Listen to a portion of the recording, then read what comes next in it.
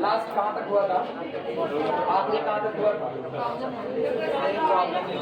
चल रही थी कि हो चुकी? चल रही थी खत्म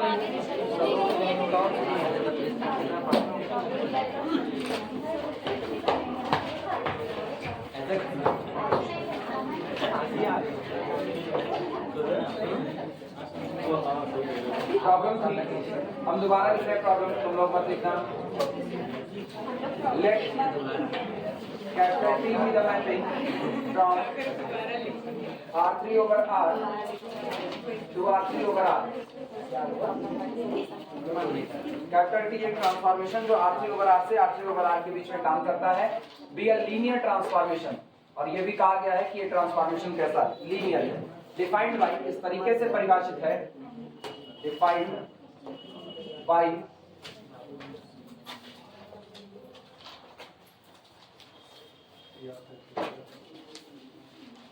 defined by T image of x, y, z is equal to x plus 2y minus z, comma y plus z, comma x plus y minus 2z, x plus y minus 2z. Find a basis. Find a basis. Dimension का था, basis का था। Find the basis and the dimension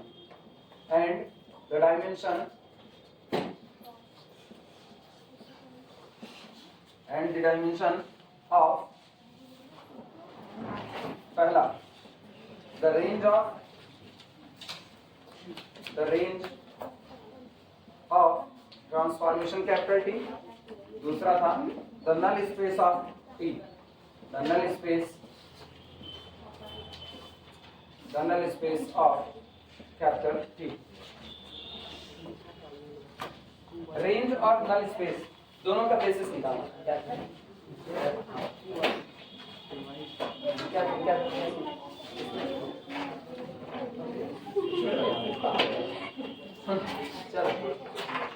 transformation capital T R3 over R से R3 over R के बीच में defined था, और इस तरीके से डिफाइंड था कि रूल सामने लिखा गया है। हमको range of transformation capital T का बेसिस डायमेंशन दोनों निकालना है।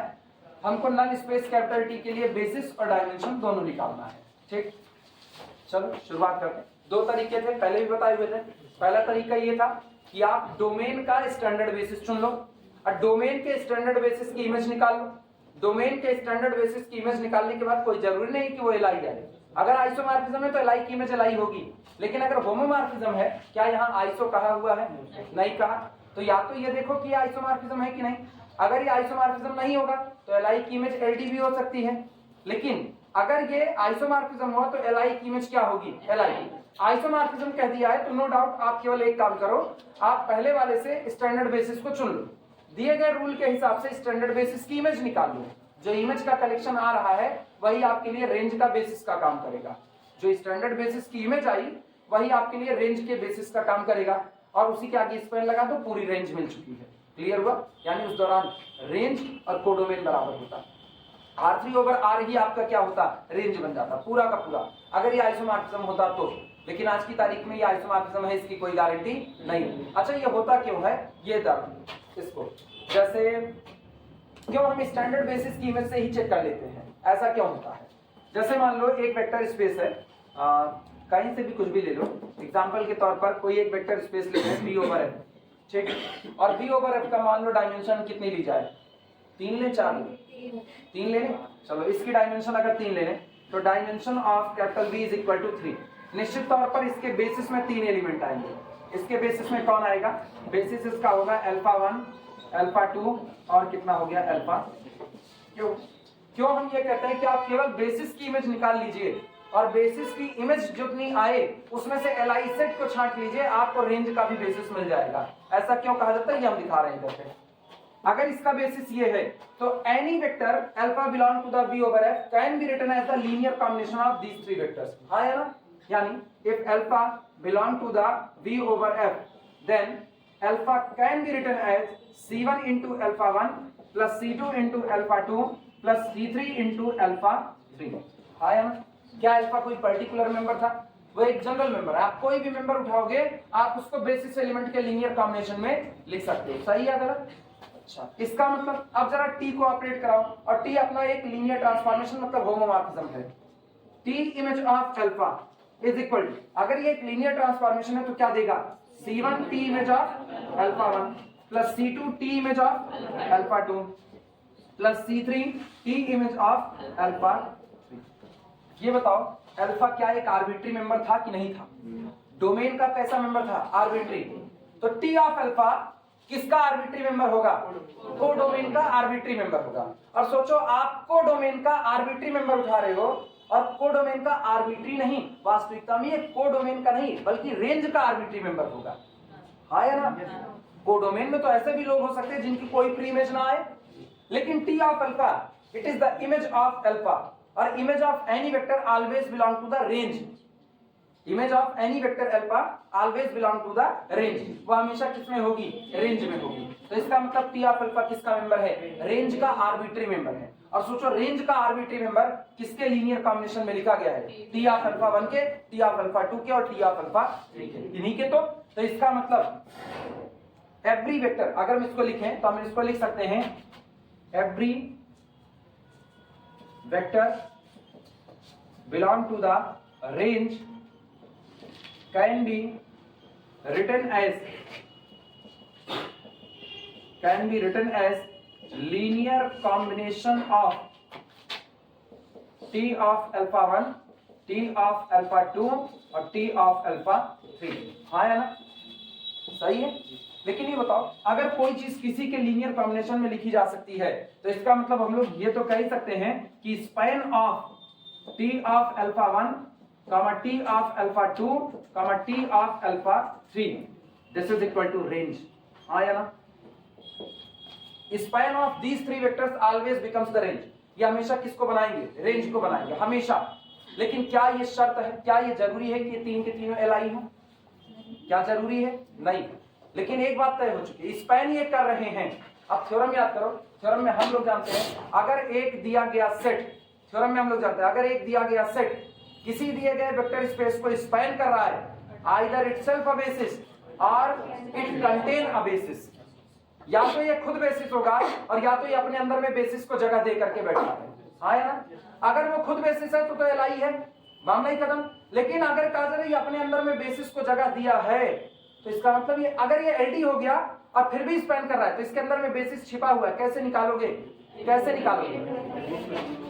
एक एक रिमूव करते हैं, एक एक रिमूव करो। पहले एक वेक्टर को रिमूव करो, चेक करो बाकी बचे हुए वेक्टर एलआई है या एलडी है। अगर अगेन फिर से आपके पास एलडी आ रहा है, स्पैन तो करेगा, फिर एक निकालो, आपकी चेक करो एलआई एलडी, जैसे एलआई मिलेगा वहीं पर रुक जाना। वो स्पैन कर रहा है और एलआई है वो किसका काम करेगा? बेसिस का।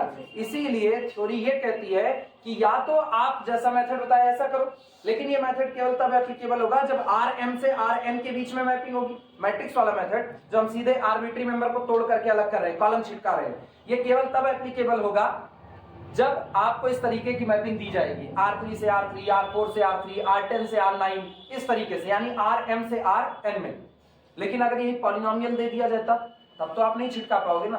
तब के लिए मेरे पास एक रास्ता होता है कि हम इस थ्योरी को पकड़ पाते हैं।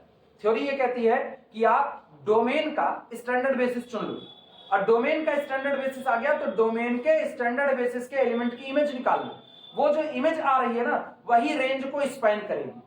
हम ये नहीं कि रेंज का बेसिस होगी, वो रेंज को स्पैन करेगी। सामने पता है ये T of alpha can be written as the linear combination of the images of basis element। ये लोग कौन है? बेसिस एलिमेंट की इमेज है कि नहीं है? अल्फा 1 किसका एलिमेंट था? बेसिस का एलिमेंट, और उसकी इमेज कौन है? T of alpha। अल्फा 2 किसका एलिमेंट है? बेसिस का, उसकी इमेज क्या बनी? T of alpha 2। ये बेसिस का है, क्या बनी? T of alpha 3। ठीक, तो इसका मतलब every element of the range can be written as the linear combination of the images of standard basis of the domain। Images of the standard basis of the domain. और ये बात सिर्फ standard basis के लिए नहीं, तुम कोई भी उठा लो, standard basis, non standard basis, कोई भी उठा लो, ये बात हमेशा सही बनेगी।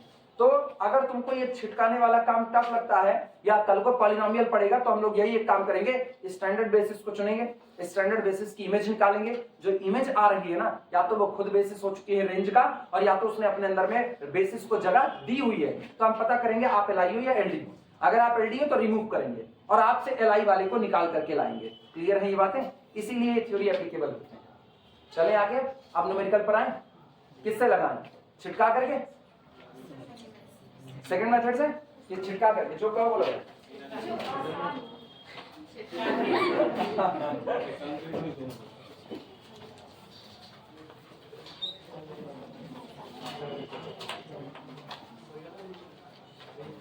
चलो सॉल्यूशन देखिए।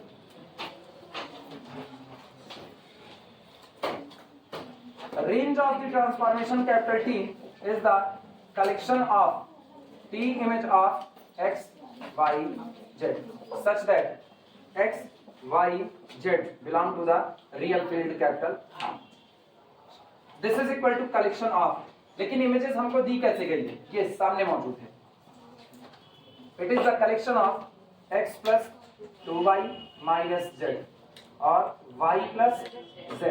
अगला है x plus y minus 2z such that x, y, z belong to the real number set capital R. यानी this is equal to collection of, पहले x को अलग करो, एक कॉलम x के लिए टूट रहा है, कौन सा होगा? 1 0 1। इसके बाद प्लस y, अगला कॉलम y के लिए तोड़ दो, 2 1 1। फिर इसके बाद प्लस z, अगला कॉलम z के लिए बोलो, -1 1 -2। ठीक, such that x, y, z belong to the capital R।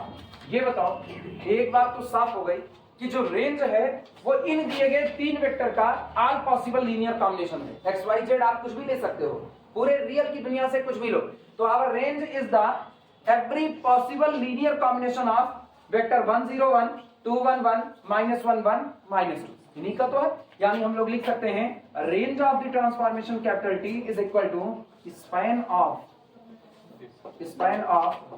1 0 1 2 1 1 -1 1 -2। Range निकल आई। Range is the span of this. लेकिन मुझको ये गारंटी चाहिए, हमको रेंज नहीं चाहिए थी, हमको बेसिस चाहिए था। किसका? रेंज का बेसिस। तो रेंज के बेसिस में मुझको पता करना पड़ेगा ये दिए गए तीन वेक्टर एलआई है या एलडी। एलआई या एलडी हम लोग ऐसा लिख देते हैं, इसको लिख देते हैं वेक्टर यू, वेक्टर बी और वेक्टर डब्ल्यू। और अब हम लोग यहां पर हेडिंग डाल देंगे, चेकिंग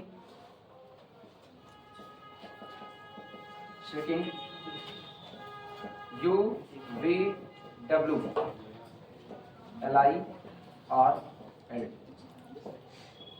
अब ये चेक होगा कि ये दिए गए तीन वेक्टर एलआई है या एलडी है। और बहुत साफ पता है ना, पहले वेक्टर से पहला कॉलम, दूसरे वेक्टर से दूसरा कॉलम, तीसरे वेक्टर से तीसरा कॉलम। और चेक करो पाइवॉट लेकर के कि एलआई होगा या एलडी। वहीं से अपने को ना डायमेंशन मिल जाएगी। जितना पाइवॉट चढ़ेगा, जितने पाइवॉट चढ़ेंगे उतने एलआई होंगे और वही आपकी क्या बन जाएगी? Rank. That's the dimension of the range of transformation.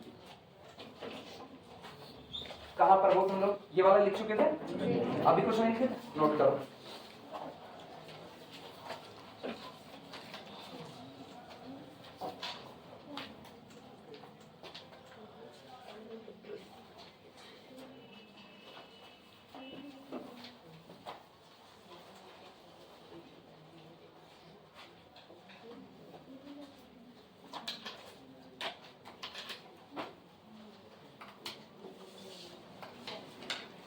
दिख रहा है ये भी? कैमरे में दिख रहा है? नहीं, हाँ, कंप्रेस करने पे गायब हो जाएगा। कंप्रेस करने पे गायब हो जाएगा। उल्लू कंप्रेस करने पे गायब हो जाएगा। मतलब इतना तो डार्क नहीं है तो देखो ग्रीन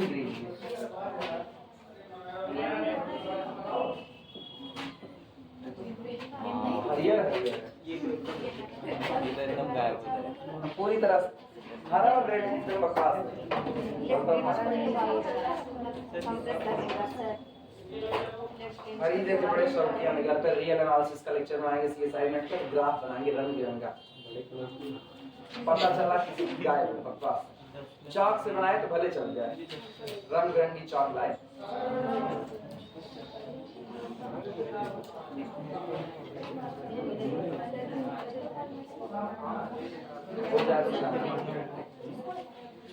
ये वाला तो हटा सकते हैं, ये न्यूमेरिकल सही हटा रहे हैं। चलो LILD चेक करते हैं। पहला कॉलम है 1 0 1, दूसरा कॉलम होगा 2 1 1, तीसरा कॉलम है -1 1 और कितना -2। This is equivalent to. अब शुरुआत करते हैं। R3 goes to R3 minus R1, तो ये तो रहा 1 2 -1 0 1 1 1 minus 1 0 1 minus 2 -1 -2 plus 1 -1, और ये दिख गया, खप गए ये दोनों लोग। R2 goes to R2 no R3 goes to R3 plus R2 1 2 -1 0 1 1 0 0 0 pivot, दो पाइवॉट अपने पास चढ़े।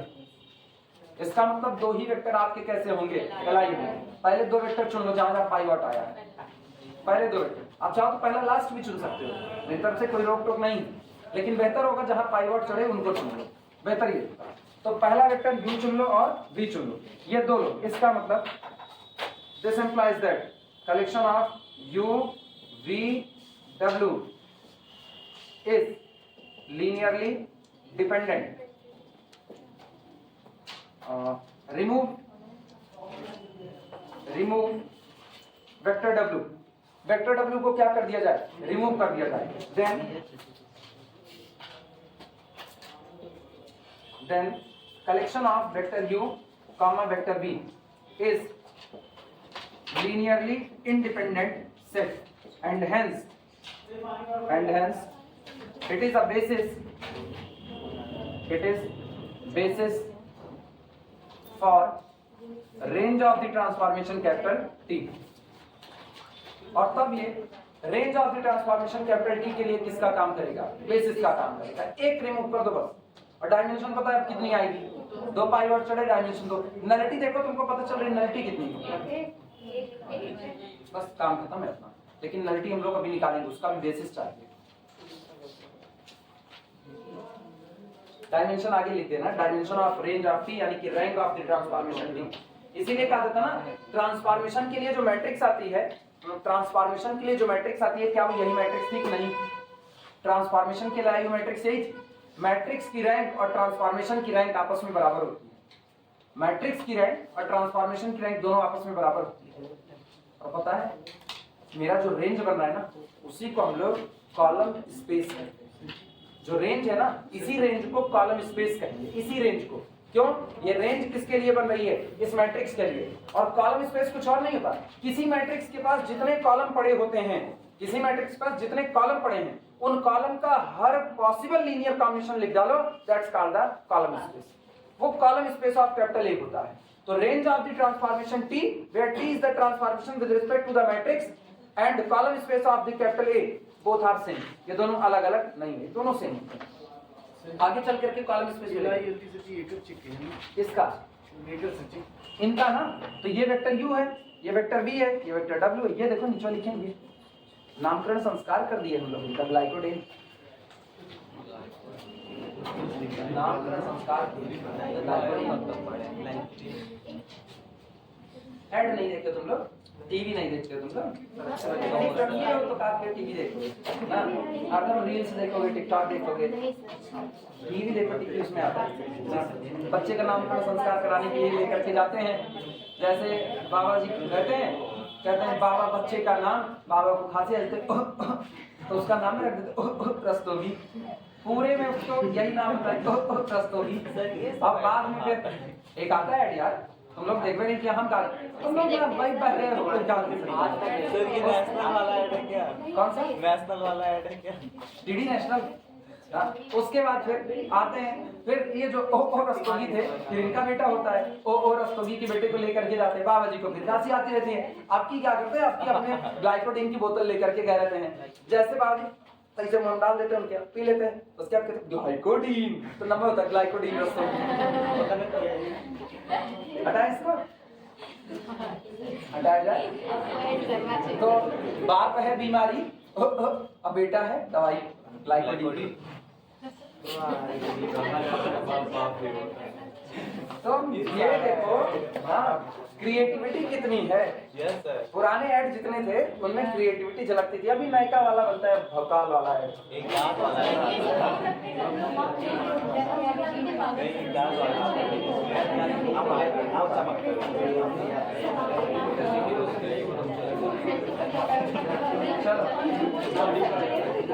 स्पेस निकालते हैं। सुनो, डायमेंशन लिखे, dimension of range of T is equal to 2, that is equal to row of T यानी रैंक ऑफ टी। आओ null space की बात करते हैं,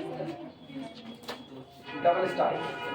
null space of the transformation capital T. चलो नल स्पेस देखते हैं क्या होगा। Null space of the transformation capital T is the collection of, wording सुनना क्या लिख रहे हैं, is the collection of x y z such that, ये डोमेन के उन्हीं एलिमेंट को रखेगा। अच्छा ये भी बता दें, बिलोंग टू द, नहीं आपकी हम ये लिखेंगे डोमेन, रीजन है मेरे सामने विडंबना है, R3 ओवर R, हम कहीं लिख दिया R3 ओवर R, कुछ मान भाव समझ बैठेंगे को डोमेन वाला, वो गड़बड़ी है। ये दोनों डोमेन को डोमेन आज सेम नजर आ रहे हैं, लेकिन ये बिलोंग करता है किससे, डोमेन से, क्योंकि नल स्पेस किस में बनता है, डोमेन में बनता है। Such that P image of x y z is equal to 0 0 0। ये वर्डिंग अगर किसी को याद हो तो हम एक बार इसी क्लास में पढ़ाते हुए कहे हुए थे कि जब होमोजीनियस सिस्टम का सॉल्यूशन सेट पढ़ा रहे थे, होमोजीनियस सिस्टम का सॉल्यूशन सेट नल स्पेस कहलाता है। यही क्लास में होमोजीनियस का सॉल्यूशन सेट नल स्पेस कहलाता है। अगर आपकी मैट्रिक्स कैपिटल ए बन रही है, जो कि बनेगी, तो उसके लिए जो नल स्पेस ऑफ ए होगा वो कुछ और नहीं, होमोजीनियस सॉल्यूशन, होमोजीनियस सिस्टम का सॉल्यूशन सेट होता है। क्योंकि सोचो होमोजीनियस सिस्टम कौन होता है, वो जिसके राइट हैंड साइड में कौन सजा पड़ा है, 0। इसका मतलब वो लोग जो ax is equal to null को सेटिस्फाई कर रहे हैं, ax is equal to null.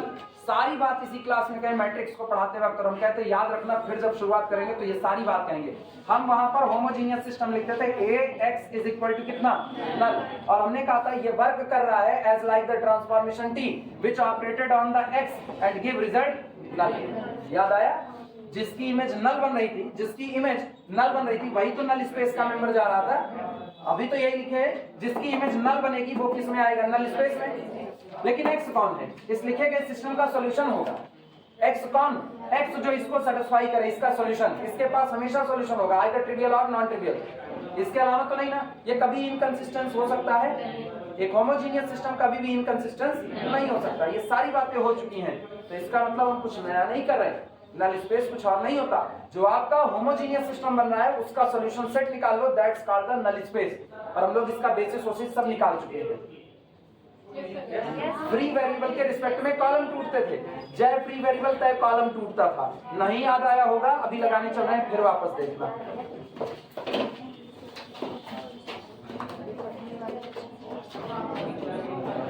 This is equal to collection of, सुनो इधर बात सुनो, collection of x y z,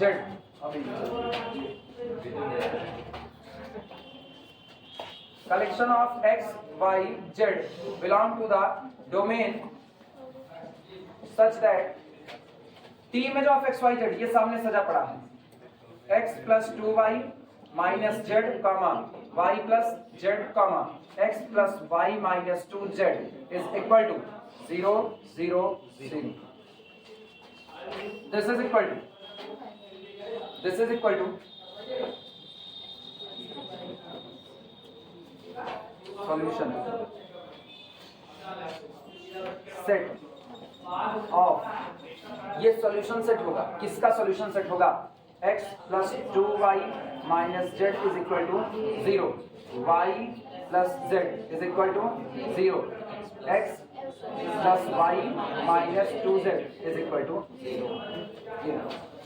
आगे वहीं पर कि नहीं आगे? और ये कौन सा सिस्टम है? होमोजीनियस। होमोजीनियस सिस्टम को जितने लोग सेटिस्फाई करेंगे वो सारे लोग अपनी इमेज क्या दे रहे होंगे? 0। तो सारे किसके हिस्से हो गए? नल स्पेस के। बस इसको सॉल्व करके इसका सॉल्यूशन से निकाल देना। नल स्पेस मुझको मिल चुका है। चलो इनको सॉल्व करते हैं। छोड़ेंगे नहीं, इतने पर लिखो पहले ऐसे और इसको आप सॉल्व करें।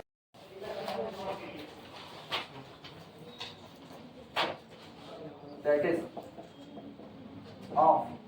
किसका सॉल्यूशन है? That is of. सॉल्यूशन है किसका? ये लिख रहे हैं 1, फिर कितना?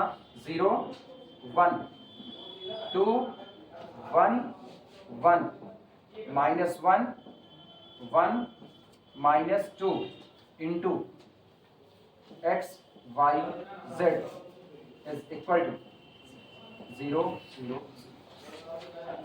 इसका सॉल्यूशन सेट निकाल लो। That's called the null space. पूरा नल स्पेस आपको मिल जाएगा।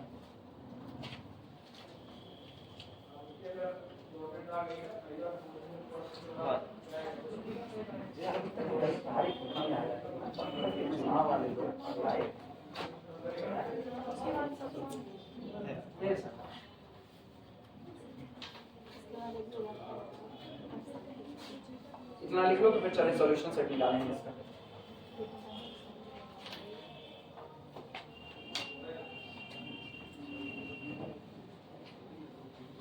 आज 2 तारीख को महीनों लगता है, इतने तेजी से भागता है। पता ही नहीं चलता कहाँ से कब पार हो जाता है। 36 घंटे दिन बना दे तब 24 घंटे दिन बता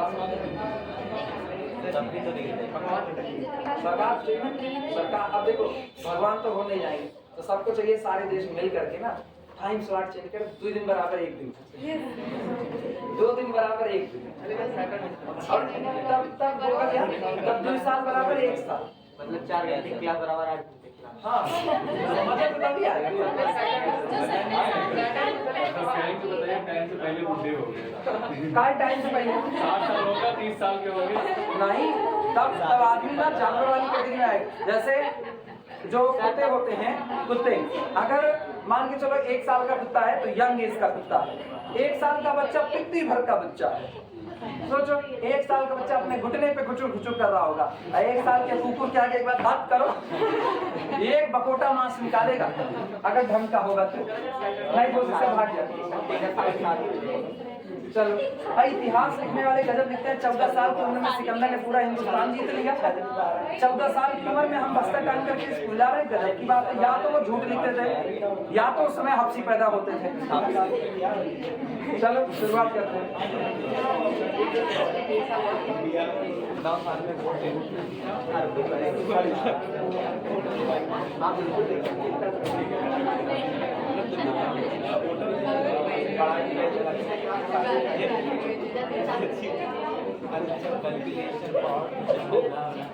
चलो इसके सॉल्यूशन सेट को निकालने के लिए कैलकुलेशन करने जा रहे हैं। अलग बताते हैं calculation for solution of this. इसके लिए कर रहे हैं सबसे पहला काम, आर्गुमेंटेड में चले जाएं। 1 0 1, फिर 2 1 1, अगला -1 1 और -2, augmented 0 0 0। This is equivalent to, अभी भी तो सब इसको किए हुए थे। R3 goes to R3 minus R1, 1 2 -1 0 0 1 1 0 0 0 0 0। ठीक, दिस इज इक्विवेलेंट टू। अगला काम किया हुआ था और हाँ एकदम बहुत जल्दी कर दिए। And then R3 new goes to R3 new और प्लस R2। अभी सही है? R2 old।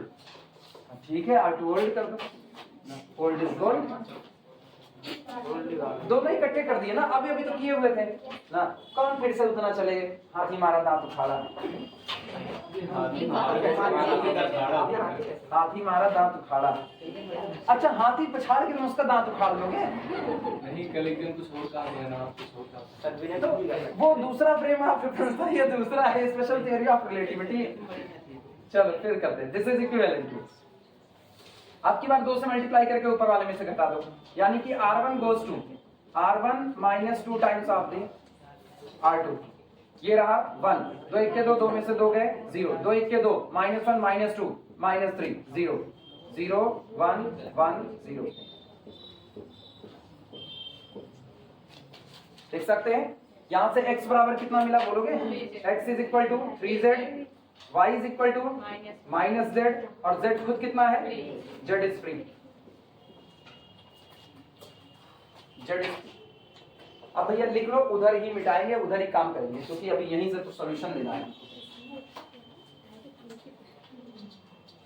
क्या मिटा देते हैं? कौन इधर नौटंकी करें? ये यहां कर रहे हैं। चल, इसका मतलब therefore solution for system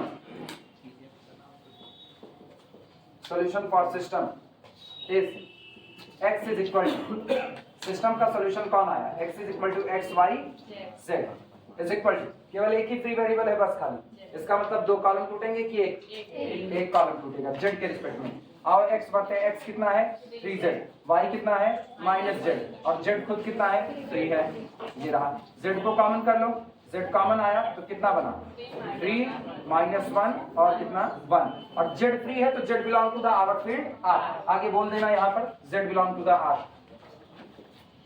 z belong to the R। इसका मतलब केवल इसी एक वेक्टर का स्पैन लिख डालो, इस एक वेक्टर का स्पैन जो मर्जी वो इसका मल्टीपल बनाओ, वो आपके दिए गए सिस्टम का क्या बनेगा? सॉल्यूशन बनेगा। और अगर वो मेरे दिए गए सिस्टम का सॉल्यूशन है, मतलब इसके जितने मल्टीपल होंगे उन सब की इमेज अंडर द ट्रांसफॉर्मेशन कितनी आएगी? ओरिजिन आएगी। आया ना? इसका मतलब इन्हीं लोगों का झुंड क्या बनाएगा? नल स्पेस बनाएगा। Therefore null space of transformation capital T is equal to span of 3 -1 1। 2 से मल्टीप्लाई करो, 2 से मल्टीप्लाई करो, 2 3 आई 6, 2 1 के 2, 2 1 के 2, 6 -2 2। ये भी इसकी इमेज कितनी होगी? ओरिजिन 0 0 0। 4 से मल्टीप्लाई करो, इमेज कितनी जाएगी? फिर से 0। इसके अंदर जितने लोग भरे, कई लोग भरे हैं इसके अंदर? इनफाइनाइट। सारे लोग किसके मेंबर हैं? नल स्पेस के मेंबर। क्लियर हुआ? नल स्पेस कई लोग हैं। अच्छा, इसको पूरे नल स्पेस को बनाने के लिए कई लोग जिम्मेदार हैं? एक। डायमेंशन क्या आएगी? डायमेंशन बनाएंगे। क्लियर है? इसका मतलब नलिटी आपकी क्या हुई? 1। अब देखो नॉन पाइवट कॉलम की संख्या कितनी थी? 1। इसीलिए कहा जाता है कि अगर आपको नॉन पाइवट कॉलम की संख्या पता है, आपको नलिटी पता है। This implies that basis for null space of T is equal to, यही होगा 3 -1 1, ये बेसिस होगा। and this implies that nullity of the transformation T is equal to 1। सामने मौजूद है सारी चीजें।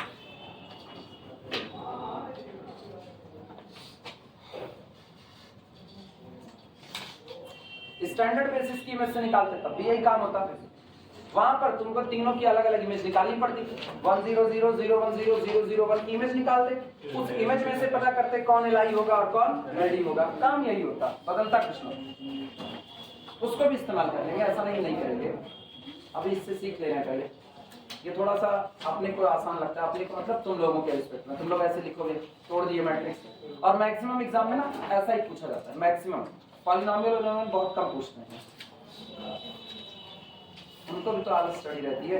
जितना कलम कम डलाना पड़े उतना अच्छा है, जितना पन्ना कम उंगलियां दर्द करने लगती है, पन्ना उठाते उठाते ऐसे पन्ना पलटते हैं ना, कहते हैं ये उंगलियां टूट, तो वो भी अगला जो क्वेश्चन मिलेगा उठा के टक दे डाल। हो गया तो हटाएं। कुछ बहुत महान आत्मा होते हैं, वो अपने अंडर में पढ़ाने वालों दे देते हैं, तो वहीं पेपर बना डालो। होते हैं महान आत्मा होते हैं, अपने अंडर में जो पढ़ा रहा है ना, वो बेचारा चाहे परमानेंट स्टाफ ना हो, परमानेंट स्टाफ तो खुदे बनाएगा अपना ना। ये परमानेंट स्टाफ है, इनको बनाना चाहिए, तो ये क्या करेंगे ना, है कुछ है, ऐसा नहीं है, ये दुनिया वीरों से खाली नहीं पड़ी है ना। वो क्या करेंगे, उनके अंडर में जो असिस्टेंट पढ़ाता रहेगा उसी को कह देंगे, चाहे बंदा MSc करके पढ़ा रहा हो, उसी कह देंगे ए काम करो ना, उठाओ पेपर, ये इसमें से ऐसा औसत क्वेश्चन लगा, तो वो क्या करेगा, वो क्वेश्चन लगाएगा। फिर वो जब अपनी कोचिंग में पढ़ाने जाएगा तो कहेगा ये इम्पोर्टेंट है, और वहां पर उस बात को गंद मचाएगा। इसको गंद मचाना कहते हैं ना, कि अगर आप मतलब अपने अंदर कुछ चीज रोक ही नहीं पा रहे हो, ठीक है, आपको एक जिम्मेदारी सौंपी गई कि आप बना डालो, और आप बाहर आए उल्टी करना चालू कर दिए, इसका मतलब आपका हाजमा बहुत खराब है।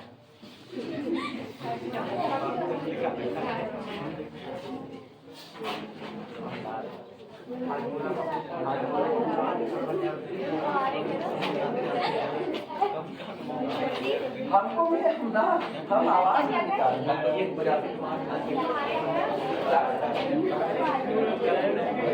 हाँ, उनका हाथों में तगड़ा हमको नहीं, हम उस कैटेगरी खाइए नहीं है ना, हम आगे जाएंगे इस मामले में। अच्छा सुनो, कितना हम निकलवाए हैं, अब उम्मीद कर रहे हैं, एक हम दे रहे हैं और तुम निकालोगे, उम्मीद हम कर रहे हैं, बाकी उम्मीद पे दुनिया कायम है।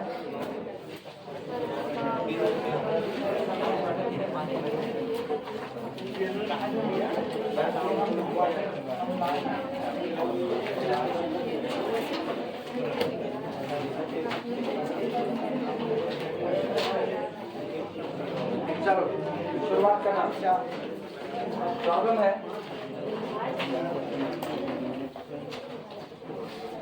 Problem let capital T with a linear transformation from V4 over R से लेकर के V3 over R, be a linear transformation defined by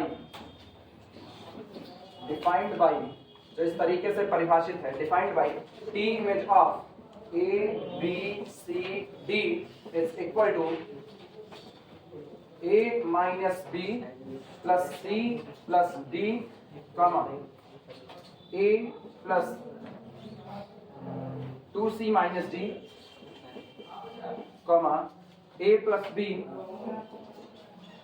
plus 3C minus 3D, then obtain